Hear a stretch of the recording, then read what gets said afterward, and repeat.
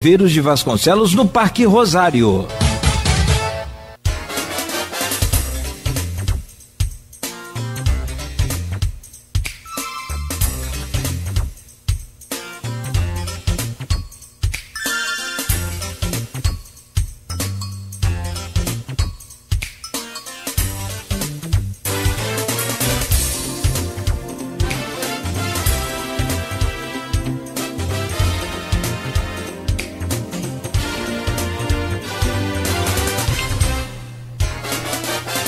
Oito horas 28 minutos, já voltamos com o nosso Folha no Ar, sempre ao vivo, aqui pela Folha FM 98,3, no Face do YouTube, no Instagram. Você pode acompanhar também esse programa em podcast e logo mais também reprise na Plena TV a partir das 17 horas. Voltamos no oferecimento de Proteus, Unimed Campos, Laboratórios Plínio Bacelar, agora com Plínio Bacelar Vacina. Hoje conversando com o professor Renato Batista, também pré-candidato a deputado estadual. Como eu disse lá no início, né? E a gente sempre fala aqui, o programa, ele é ao vivo, tem essa dinâmica, mas é vivo também, né? Então a gente dá um review aí na pauta e surge às vezes uma pergunta pertinente a blocos anteriores, como é o caso agora. A gente abre, mas a pergunta é interessante, porque o evento, você está em São Paulo, Renato, para participar da 26ª Parada do Orgulho LGBT QIA+, de São Paulo. Me parece que é no dia 19 de junho agora, e esse movimento, essa parada do orgulho, ela é uma das maiores do mundo. Eu gostaria que você comentasse a importância, a necessidade desse tipo de evento e qual a sua percepção quanto aos resultados após esse evento. Então, essa parada LGBT, né, ela é defendida, né? E inclusive a gente tem que sim garantir a existência dela enquanto um evento, inclusive aqui em São Paulo, que acontece durante o dia de domingo. Mas a gente também entende que há uma necessidade da gente estender esse movimento, esse evento, para discussões mais fundas, né? Mais intensificadas sobre a questão LGBT. Então, existe, antes do dia de domingo, aqui onde estou, em São Paulo, uma série de outras atividades que vão refletir sobre os direitos dessa comunidade LGBT, né? Então, não é só o evento que geralmente vai lá para a mídia, os jornais, daquele grande evento de muita alegria e etc., mas para além daquele momento ali, existem também outras atividades reflexivas, né, e que vão contribuir para a geração de políticas públicas futuras, né, com relação a esse público LGBT. Uma coisa interessante é de observarmos, por exemplo, em Campos, né, e em outros municípios do Rio de Janeiro, a dificuldade que se tem de garantirmos esses momentos de reflexões, né, sobre as questões LGBTs. A gente está num Brasil que mais mata LGBT, né, no mundo, é uma coisa gravíssima, né, o estado do Rio de Janeiro não fica para trás. Então a gente tem que sim criar momentos reflexivos para a gente poder avançar, né, na questão desses direitos, né? E aí as políticas públicas que são geradas depois das paradas, né, elas podem ser diversas. Por exemplo, a parada LGBT de 2022 aqui em São Paulo, ela reflete sobre a importância, né, de elegermos, né, candidatos e candidatas que vá garantir dentro, né, dos governos uma discussão sobre a questão LGBT, né, sobre as políticas públicas necessárias para esse público.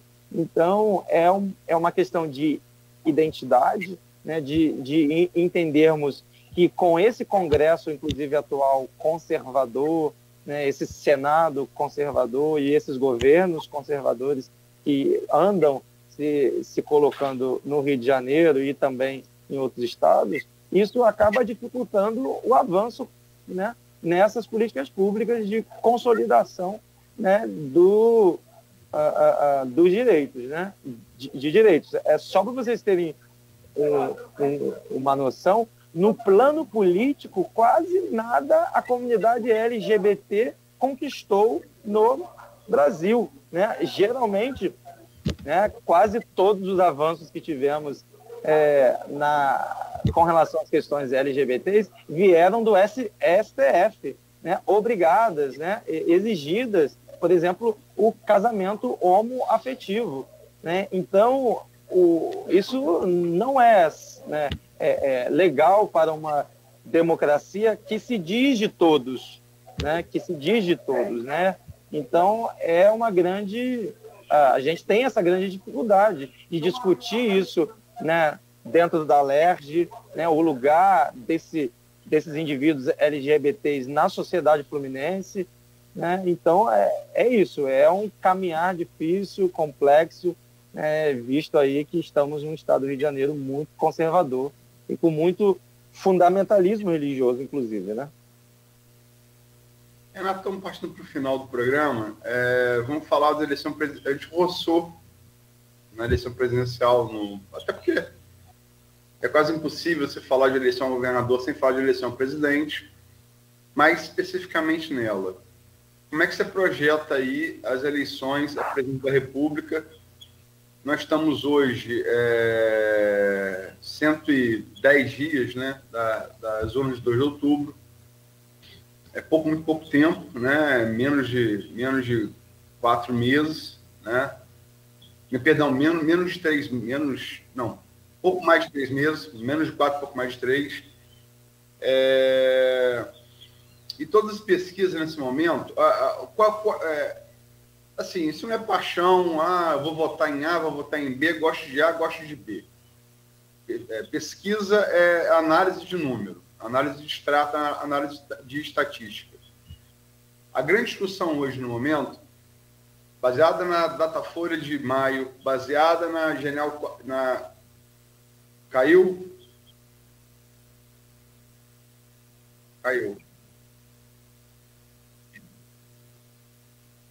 Oi, Renato, tá ouvindo? Renato? Consegue ouvir aí, Renato? Travou de novo. Travou novamente. Eu não sei se... deve estar... Estou. Tá entrando ligação aí, né? Pode falar. Então, olha só, baseado na Datafolha de maio, baseada na Genial Quaest de maio, baseada na BTG FSB, a Genial Quaest de junho, na BTG FSB de junho, a discussão hoje é se o Lula define o primeiro turno, definiria, né, porque é o retrato do momento, ou se teria o segundo turno, no qual também todas as projeções dão uma vitória fácil de Lula. Só para ser mais preciso, a Datafolha colocou Lula com 54% dos votos válidos no primeiro turno. A Genial Quaest colocou ele com 52,87% dos votos válidos no primeiro turno. E a BTG FSB, que tinha dado em maio 51% para Lula, portanto define só o primeiro turno, deu ele agora com 48%.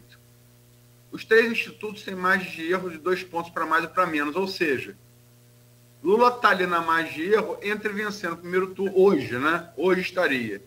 Entre vencendo o primeiro turno e ir para o segundo. Como é que você, Renato, projeta e baseado em quê? Eu me projeto no dia 1º de janeiro de 2023 em Brasília, comemorando a vitória do Lula no primeiro turno. Porque eu acredito que a articulação que o Lula está fazendo nacionalmente é um cara assim, que está para existir, alguém que consiga, né, carregar, de certa maneira, vários políticos, né, e futuramente candidatos, né, no campo da esquerda, hoje também da direita, para a gente poder garantir um Brasil melhor, né, diante desse caos que estamos vivendo, né, de encarecimento da nossa alimentação, das nossas contas diárias, uma inflação descontrolada que está assustando, né, inclusive a classe média brasileira, né? Então, acredito que diante, né, desse momento muito triste que nós estamos vivendo, onde a gente está aí indo ao supermercado, né, indo ao posto de gasolina, em outros lugares mais, e muitas das vezes sem termos, né? Olha que eu não estou falando do cara que ganha um salário mínimo, eu estou falando, inclusive, daqueles que ganham 2, 3, 4 salários mínimos, né, que estão enfrentando muita dificuldade, né? Então, acredito que a vitória do Lula, diante das ações que estão sendo realizadas, dos exercícios que estão sendo realizados, no plano político, inclusive, irão garantir a candidatura do Lula no primeiro turno. Agora você falou aí que o Lula está articulando a esquerda, a direita, e você também, quando eu brinquei lá atrás, sua resposta parecia de PSDB em relação a disputa aí para o Senado entre Molon e Siciliano. Eu brinquei que sua resposta era de Tucano, sua resposta era de PSDB. Você falou, não, sou PSB. Eu falei, eu estou brincando. Agora, como é que você encara como companheiro de legenda, correligionário, Geraldo Alckmin, ex-governador do estado de São Paulo? O companheiro agora? Oi? Tá Virou ouvindo? Companheiro agora? Então, o Alckmin hoje entra no PSB com essa missão também de possibilitar uma conciliação política junto com o Lula, né? É claro que durante a campanha política essas ironias irão surgir naturalmente, né? Porque é algo da política, mas acredito que ele vai ter a sua relevância dentro, inclusive, do futuro governo, porque não vamos nos iludir, o Brasil ainda é comandado por uma elite que muito se assusta ainda com a possibilidade de um governo totalmente à esquerda, né? E aí que vem a maturidade do Lula de entender que nesse momento é necessário vivermos, né, e nos exercitarmos para uma conciliação, entendendo que o que está acima de qualquer coisa é a democracia brasileira, porque ou é defender isso ou é cairmos num caos muito maior do que esse que estamos vivendo. Essa é a minha concepção. Eu vou te falar uma coisa, estamos no finalzinho do programa, acho que o Nogueira já quer encerrar para participar dos nossos pedidos. Eu vou te dar um testemunho. Estou em jornalismo há muito tempo, tenho vários colegas com os quais eu me comunico de outros estados. Eu tenho 2 colegas, jornalistas, setoristas, em São Paulo, uma que está em Brasília hoje, mas é de São Paulo originalmente. E elas foram setoristas porque você em campanha, dos grandes jornais, você tem um setorista, você vai cobrir a campanha só do Lula, você vai cobrir a campanha só do Bolsonaro. Nogueira... Eu não estou te escutando. Não, você está me escutando? Está me escutando ou não? Consegue me ouvir? Eu não estou escutando o Aloysio. E a mim? Você também, Cláudio. Tá me ouvindo? Também não? Tá ouvindo? Tá tudo normal, deve ter sido alguma... Está escutando agora, não estou mais. Está escutando? Voltou? Voltou a ouvir, Renato? Você quer sair e voltar, Renato, por favor? Se ele não está ouvindo, né? Vou pedir ele aqui para reconectar. Enquanto isso... Oi?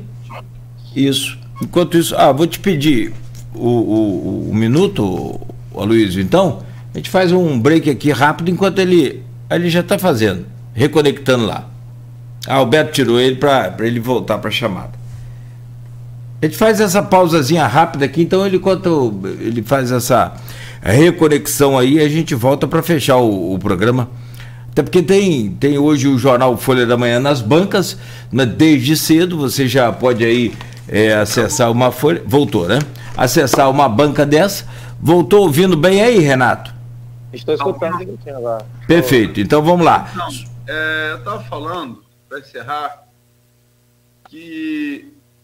Eita, caiu de novo, voltou? Não, Aí. eu não estou conseguindo abrir a câmera. Eu acho que vocês estão me vendo. Não, estamos te vendo. Ok. Valeu. Está ouvindo?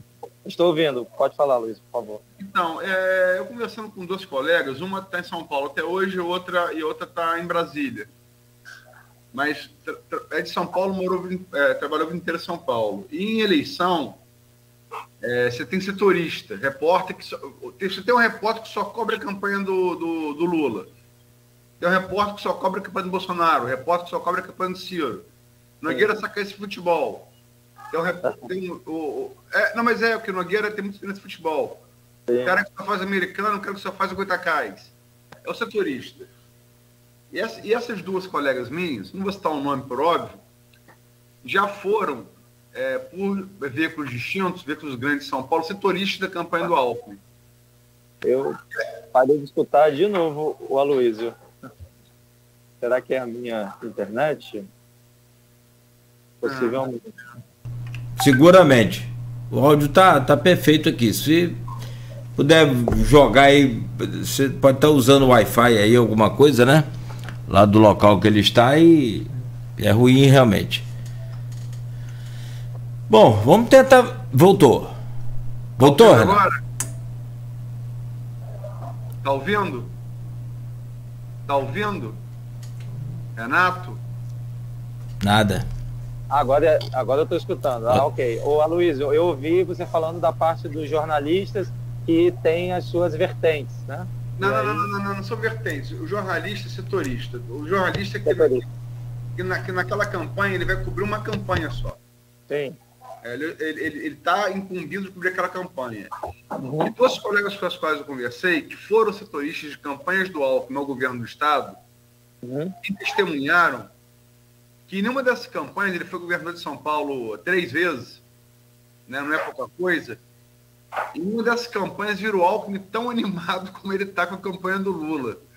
Tem até essa brincadeira agora que eles lançaram, que o prato agora vai ser Lula com chuchu. O que você espera da posição de Alckmin na candidatura e no governo Lula? Como eu havia falado anteriormente, né? Dentro desse país de muita desigualdade e, historicamente, uma dominação de uma elite que ela se planeja, se organiza e que, inclusive, é capaz de criar golpes, né?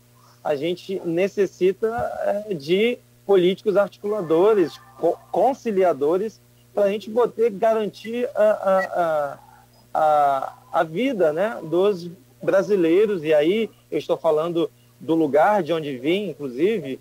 Eu acho que esse momento que estamos vivendo no Brasil é o momento de entendermos que os indivíduos brasileiros estão vivendo necessidades, né, básicas de comida, de lazer, moradia e etc. Eu acho que essa questão da polemização, né, dos históricos dos políticos, aonde eles já estiveram, o que eles já realizaram, é de suma importância. Só que eu acredito que a gente tem que, nesse momento, enxergar aquilo que nos une, né? E não somente aquilo que nos desune. Porque se a gente for só enxergar aquilo que nos desune, nós iremos escolher, né, novamente um governo Bolsonaro, por exemplo, né? E a gente já está experimentando o que é um governo Bolsonaro. Estamos vivendo 4 anos aí, né, com muitas dificuldades, né? Então, é isso, são escolhas. E dentro desse plano das escolhas, do plano político, o Alckmin se coloca como alguém importante nesse jogo de xadrez para a gente poder derrubar, né, esse atual governo. Bom, meu caro Renato, já são 8h47, a gente tem que encerrar também. E claro, você tem sua agenda aí, não deve ser pouca coisa. Mas nessa despedida, eu, além de te agradecer em nome de toda a equipe aqui, toda o Folha no Ar, eu queria te pedir uma mensagem de forma que você entenda que vá fazer assim, o respeito, principalmente o respeito, né? Sempre aquela coisa de amar e essa coisa de respeitar, mas se não tiver amor, mas pelo menos respeite, né, a vocês. O que você deixaria de mensagem hoje para as pessoas que são homofóbicas, que são contra, aquelas até que são violentas, enfim, para todos? Então, é o desejo comum nesse momento político, né, de todos aqueles que entendem que defender a democracia é defender qualidade de vida para todos, né? E aí quando a gente fala dessa defesa da qualidade de vida para todos, a gente está falando de negros, a gente está falando de LGBTs, a gente está falando de vários indivíduos, né? Então, com relação a esses extremismos violentos que infelizmente ainda vivemos no Brasil, né?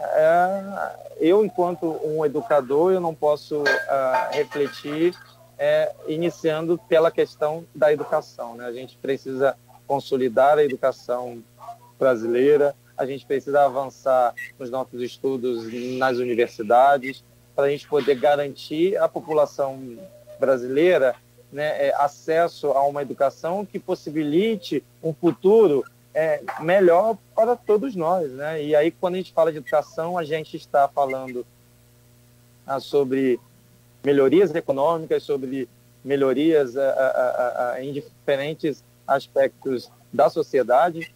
Então, o que eu desejo e estou com muita expectativa é que essa eleição vai ser decisiva, né, no futuro dos nossos filhos, dos nossos netos, dos nossos amigos, dos nossos inimigos também, né, querendo ou não, e que a gente tenha que se exercitar aí para a gente construir um Brasil melhor, consolidado democraticamente, e que a gente consiga avançar. É isso que a gente deseja enquanto um militante, né, no campo da esquerda, hoje com esse exercício de dialogar com a direita, sim, porque é algo necessário, né, entendendo as nossas diferenças, mas também entendendo, acima de tudo, aquilo que nos une, né? Então é isso. Agradeço, né, o aceite aí do acesso a esse canal de comunicação. O Cláudio, eu falei com ele que escuto ele desde quando era pequeno, na Rádio AM, lá com a minha avó em casa, ela acordava, né? Eu estou com 32 anos, hein, Cláudio? Rapaz, olha só, ele falou isso 33. Ontem. Ele acordava cedo, a vovó estava te ouvindo, Cláudio, aí na rádio continua. Lá na AM. Aí eu lembrei de quanto eu tô velho. Mas o prazer de ter esse carinho é muito grande. Muito obrigado, sua vozinha já num plano espiritual, né? Mas né, nosso abraço aí à sua mãezinha, a todos aí da sua família. E a Rádio em Campos tem essa grande relevância, né? Muita gente escuta ainda a Rádio em Campos, a Folha sempre teve essa relevância, né, nas reflexões no município de Campos e região. Então, eu desejo que vocês tenham, inclusive, muito sucesso nesse andar aí da nossa democracia, porque também vai ser um desafio para vocês. Com certeza. Agradeço aí. Muito obrigado. E ao Cláudio. Só um minuto para eu trazer aqui o Aloysio para fechar com você. Aloysio, por favor. Agradecer ao Renato pela oportunidade. É sempre bom conhecer jovens lideranças da...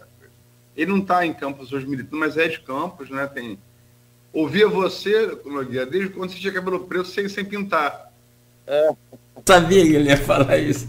Então, cortei o cabelo. Faz tempo. Então, mas é aquela coisa que que cantou Chico em Para Todos, né? Evoé Jovens à Vista, né? É bom essa renovação. Tem a Natália, que foi candidata a prefeita aí recentemente, fez uma bela votação. Acho que tem que renovar, né? Essa geração hoje que está aí, hoje com grande ascensão, Vladimir, Rodrigo Bacelar, Caio Viana, já era uma geração posterior à nossa, né, Nogueira? E agora vem uma geração ainda, né, como tem que ser, esse jogo de pular carniça, né, onde você se apoia nas costas do outro para ver um pouco mais adiante, ver mais longe. Então é bom ter o Renato, né, despontando aí. Sucesso, boa sorte, obrigado pela entrevista. Valeu, Luiz, obrigado. Renato, um grande abraço, obrigado, bom dia para você, boa sorte aí. Bom dia.